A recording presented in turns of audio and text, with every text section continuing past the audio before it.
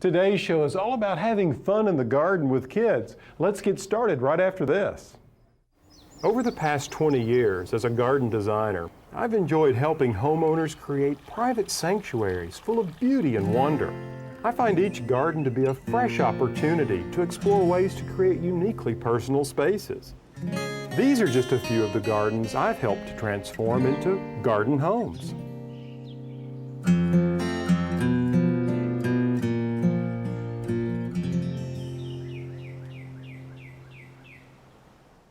Hi, I'm Alan Smith. Welcome to the Garden Home. I'm really excited about today's show because we are in a museum for children. Now, what's great about this is, well, while it's not a garden, we're going to be exploring some ways to look at the bigger garden, if you will. And this will be an opportunity for us to enjoy some fun projects that'll help bring out the kid in all of us. This show is full of ideas that will help your little ones embrace the spirit of outdoor living and truly blur the lines between inside and out. Ideas like making a garden-inspired childhood favorite, pizza, easy crafts projects that are great earth science experiments, reasons for making your garden a haven for birds and butterflies, plus a recipe involving dirt and worms and a special compost bin. And if that's not enough, how about a fresh idea for a kid-friendly get-together? So why don't we get started by stepping out on the loggia and plant a pizza?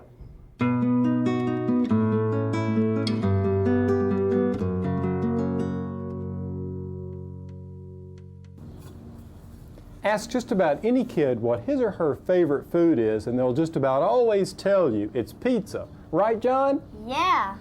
Well, why not take something they're interested in, like pizza, and turn it into a fun project?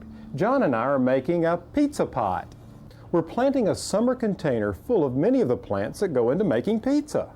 We're starting with a large clay pot that'll hold 6 to 7 herb and vegetable plants. Yeah, like this basil. Now, this container is about 20 inches across, and to help maintain consistent moisture in the soil, we've placed the container in a large saucer. For a soil, we're just using a standard potting soil and filling the container up to about 1 inch from the top. With the soil in place, we're ready to plant. And I think what we should do is start with the plants that will grow in the center, and the ones that will grow in the center will be the tallest, which will be the tomatoes. Got some right over here. Among the herbs we're planting, there's oregano, basil, curly parsley, and garlic chives. While John prepares some liquid fertilizer for our plants, I'm putting a stake in the center to help support the tomato. Now, this little project can help teach kids many things, everything from how to grow plants, how to grow their own food, to cooking. And there's no better way to celebrate a job well done than to have some pizza. Okay. Now let's shift gears and go from food for us to food for the birds. One of the most rewarding activities a parent or grandparent can share with a child in their life is caring for animals, including feeding the birds. Did you know that as many as 30 to 40% of U.S. households feed and watch the birds? Well, feeding birds gives families an opportunity to practice conservation right in their own yards. You can attract birds to your garden through your landscape choices, like these hollies with bright red berries, or this scarlet honeysuckle that hummingbirds just go berserk over. And feeding and watering stations are a great way to give birds a place to rest in the midst of our urban environments. If you want to attract a variety of wild birds, then you need to keep in mind the types of bird seeds you're using.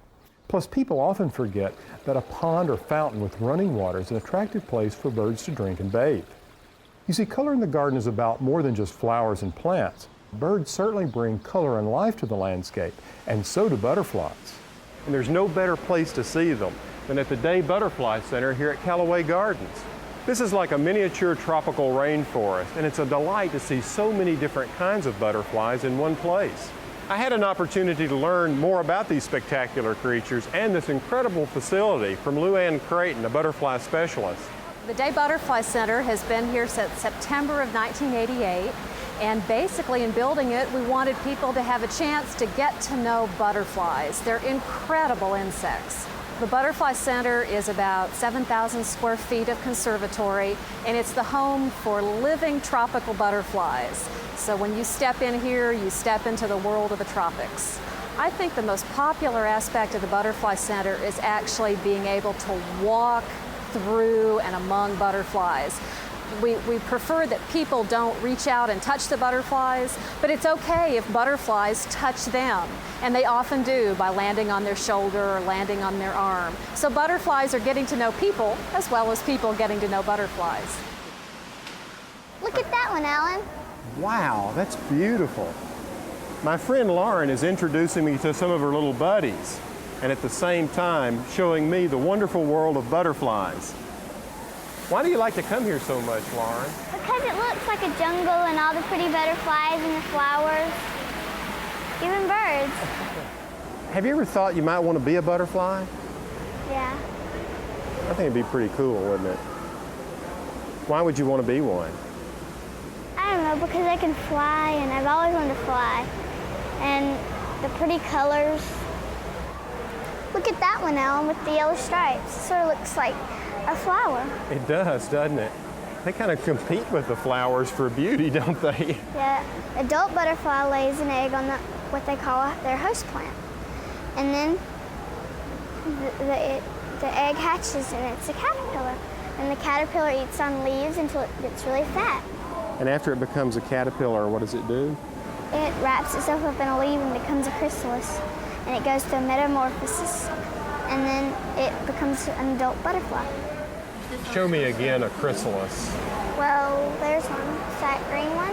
Right. There's another one that looks like a leaf. So if we saw that in our garden or we were out in the woods looking, we probably would think it's a leaf, wouldn't we? So maybe it's a way that the butterfly hides itself. This is a Japanese paper kite butterfly, because the reason why it's called a paper kite butterfly is because it looks like a kite flying in the air. It sure does. Look at those beautiful markings. It's very tame. I think it likes you. Should I be afraid of it biting me? No, because it doesn't have a mouth. It uses its proboscis. I see, and that's sort of the tongue? Mm-hmm. It's like a little soda straw. Oh, so it goes around slurping up good things, like milkshakes? What kind of butterfly is this one? An owl butterfly. An owl butterfly. Why do they call it an owl butterfly? Because of the little eye. Oh, okay, I see. It looks like a big hole in his wing. Well, it's not actually a hole. It's to scare predators away. So predators see that eye and they get scared. They think it's like a big monster or something coming at them. Well, that's one of the biggest butterflies I've ever seen.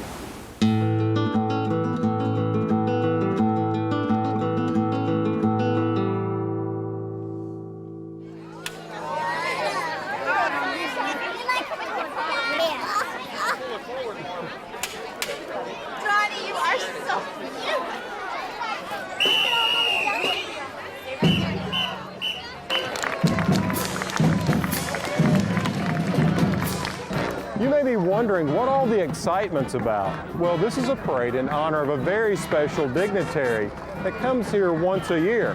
You see, they're so important that the whole town has come out to celebrate their arrival.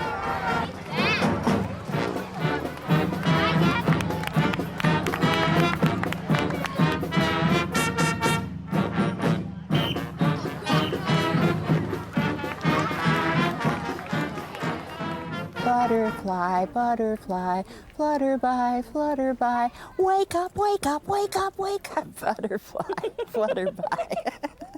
Sometimes it works. Can I really fly? Last time I remember, I was a little caterpillar. I'm going to have to check these out and do a test flight and see if I can fly. And it tests them out and it says, I can. I'm not a caterpillar anymore. Now I'm a butterfly. I'm going to go find a purple flower and drink the nectar because I can fly. Okay, so that's how a brand new butterfly is born. You're welcome. In addition to educating children about the life cycle of butterflies, Rova Caro of Pacific Grove, California, has fought the good fight to preserve an important part of the monarch butterfly's habitat. They particularly like eucalyptus trees, and in California that's what most of the habitats are made of. What happened is in November of 1990, we suddenly realized that the property owner who owned these trees at the time had a subdivision approval to cut down all of the butterfly trees and build condominiums in here, and we couldn't let that happen. Friends of the Monarch spearheaded a campaign to put a ballot argument in front of the people for a tax measure to buy the property for the city and turned it into a city park. And we were so proud of the people of Pacific Grove. 69% of them said, yes, go ahead. Wonderful. Tax me. We've got to save the butterflies. We take butterflies very seriously here. This is Butterfly Town, USA, and we've had a city ordinance on our books since 1938 that there's a $1,000 fine for molesting a butterfly in any way. Monarch butterflies, any kind of butterfly, is a symbol of hope, renewal, rebirth, resurrection, and like rainbows, it's one of those hopeful symbols that just the thought of them makes you smile. The sight of them makes you glow. We can't do without them. No. I've had some wonderful questions from little kids. Probably my favorite question came from a little boy about 6 years old. I'd answered everything I could answer for everybody, and I said, any other questions? And he said, what are they thinking up there?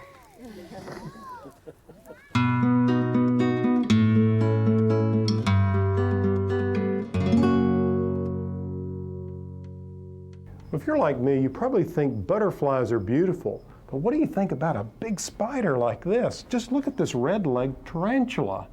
Kind of gives me the creeps. But you know what's interesting about an exhibit like this?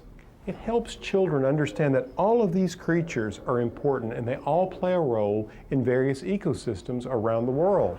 We checked in with educator David Westbrook about the important role insects play in our gardens. The museum offers students a chance for a close-up experience with many of those animals that they see on television that really get their attention, such as a snake or a tarantula, the creepy, the crawly. Children are not born with a fear of animals. A garden is an ideal place for the insect world. Many of the plants that you have in the garden require pollination. You would not have apples, peaches, oranges, cucumbers, tomatoes without a number of different insects such as the honeybee, bumblebees. The insect world in a garden is actually divided into two groups. Those that are competing for elements of the garden, such as to eat your cucumber or to eat your tomato plant. And then another one is the beneficial ones, which some of those are taking nectar from the plants and in turn they're pollinating, which is going to improve your fruit crop. And then there are others such as ladybird beetles and lacewings and praying mantises that are going to eat some of the ones that are feeding on your produce. In the garden, no species actually stands alone. And the elimination of one many times will open up the opportunity for a more unwanted animal to step in and take its place. The museum is designed for children, and a number of our exhibits are the highlight of a child's trip, such as the bug zoo, the aquarium, our beehives. And with these, we're giving the student an opportunity to see a slice of the environment that he may not see inner city. And then we have the students from the rural areas which come in and may believe that the only good tarantula is a dead tarantula. We want them to get the idea that those animals are a part of their environment and they actually are harmless. And if they take that back to their hometown, maybe they'll share that with some other students. I love exhibits like this because they can provide children, well, and adults, a different perspective on an ecosystem. For instance, here you can see what happens below the water level in a pond. So you take this idea back to your own garden for a garden home project where you might create your own water feature or a pond. It just goes to show you can find inspiration for projects everywhere you go. In the fall, take a visit to a pumpkin patch and select just the right jack-o'-lantern.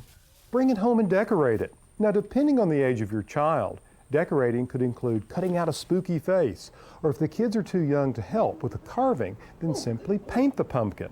While you're transforming the pumpkin, share with them stories about Halloweens you've enjoyed as a kid, and tell them about how this tradition of carving pumpkins got started in our country. Now, during the winter, You can do something very interesting using borax, making borax ornaments. You see, they look like snowflakes frozen in time. The process is pretty easy, but it probably should be done by school-age kids or older. To do this, you'll need white pipe cleaners, string, a twig or a pencil, borax laundry booster, not the soap, and water, food coloring, and some large jars. Now you'll want to fashion your ornaments out of the pipe cleaners. Tie one end of your string to the top of your first ornament and the other to the end of your twig or pencil. Mix together your crystal solution at a ratio of 3 tablespoons of borax to 1 cup of boiling water. Stir until the borax dissolves. Now don't expect all the powder to dissolve. Some may settle to the bottom. Now if you want to give these crystals a slightly blue cast, add a drop or two of blue food coloring. Pour the crystal solution into a wide-mouthed jar. Now remember, you'll need enough of this solution to completely submerge your pipe cleaner ornament. You just want to make sure that the ornament doesn't touch the bottom or the sides of the jar. Now just leave the ornament in place overnight, and the next morning you should have a beautiful holiday ornament covered in crystals. The main thing is just to have some fun with all different sizes and shapes. Now something important to remember, borax is an earth-friendly cleaner, but it's not edible, so you want to keep these ornaments away from small pets and children. Okay, now let's take a peek at spring. You see, spring is a great time to start seedlings indoors. Kids as well as adults get excited about watching a small seed turn into a green shoot that eventually can be planted in the garden. There's really nothing to this process. All you need is a source of light and heat and a good planting medium. When it comes to the soil, I recommend using a commercial blend that's light and sterile. Of course, light is important, and you'll want to give the seedlings at least 12 to 16 hours of sunlight each day. That's why I put these under a fluorescent lamp. Certainly one of the most overlooked aspects of starting seed indoors is keeping the soil warm. This is very important. And what I use to do this is one of these heating mats. You can take an entire tray like this, and it'll keep the seedlings nice and snug. You see, if you planted these seeds directly into the cold soil, they would just rot. But by keeping the soil 70 to 75 degrees with one of these warming mats, once the seed germinate, they will grow into sturdy plants, provided I keep them in a well-lit place before I transplant them into the garden. When selecting containers for your seedlings, you might try recycling some of the plastic trays or little cell packs. But if you do, it's important to soak them for a few hours in bleach and water. About 1/4 of a cup of bleach to a gallon of water will do, and this will kill any fungus.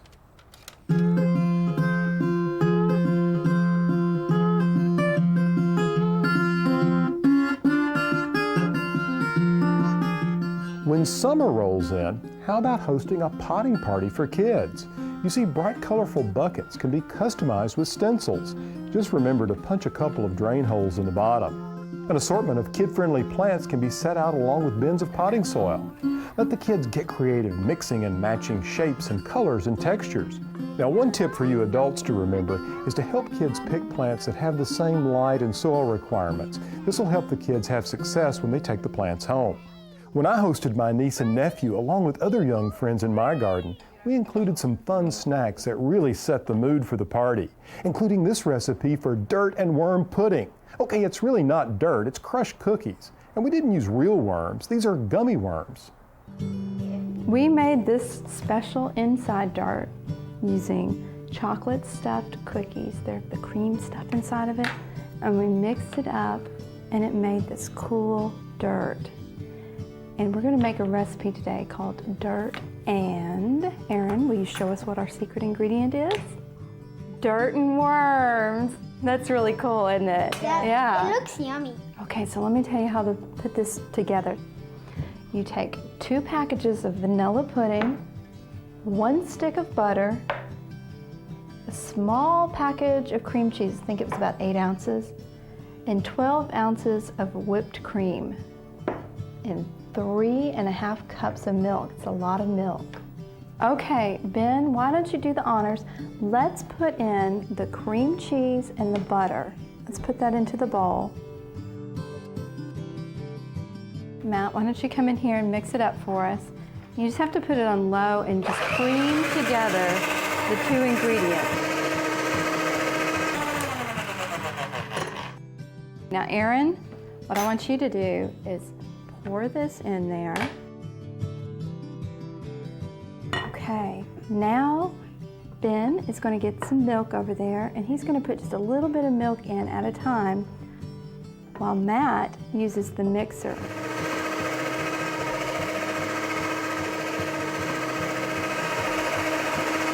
Okay. Good job. All right, the next thing is the whipped cream. And we're just going to dump in all of this whipped cream right in the middle, just a big glob. Have you guys ever eaten out of flower pots before? No. No, are you sure? Okay. Well, what we've done here, and you see, in the bottom of the flower pots, when you have plants in there, they need drainage, so there's a hole in the bottom. But since we're going to put pudding in there, we don't want it to run out. So we've just taken a little piece of aluminum foil and covered up the hole. Okay, so are you guys ready to make your own dirt and worm flower pots?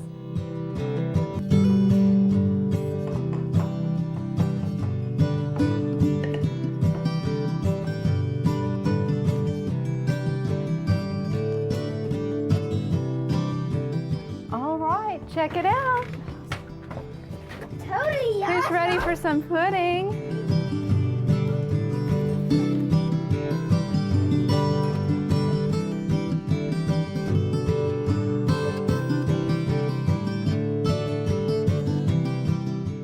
Earthworms are some of our best garden helpers. Not only do they till and aerate the soil, but they also fertilize it with their castings. But it seems earthworms are a sort of mystery for many people, but not for Chris Gibson and his wife Paige Sugar. One of the most frequently asked questions about earthworms is, will they regrow heads and tails if they're split in half? And when we tell people that we're breeding earthworms, they ask us why we don't just cut them all in half and double our population every time we do that.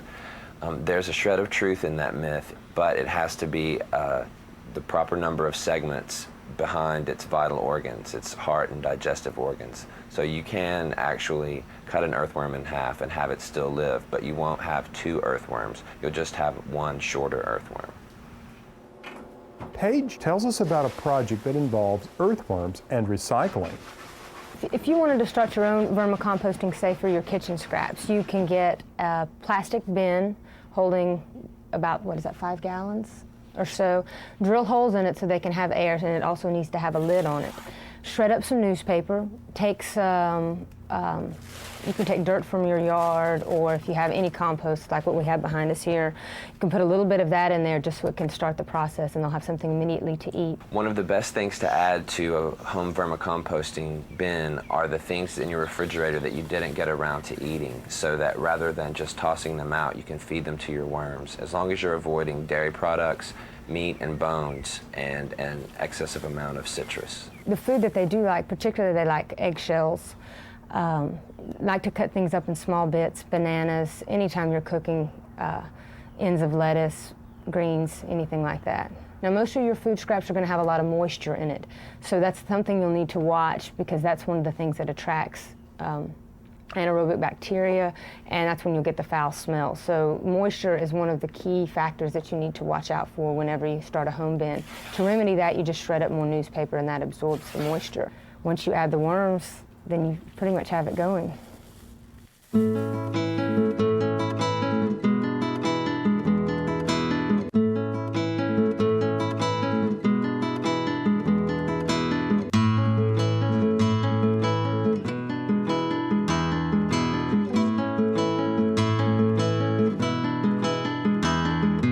That's all the time we have for today's show. I hope you've enjoyed it as much as I have. I have to say, I really get excited about places where kids can get in touch with gardening and nature, whether it's their own backyard or the bigger planet. Until next time, from the Garden Home, I'm Alan Smith.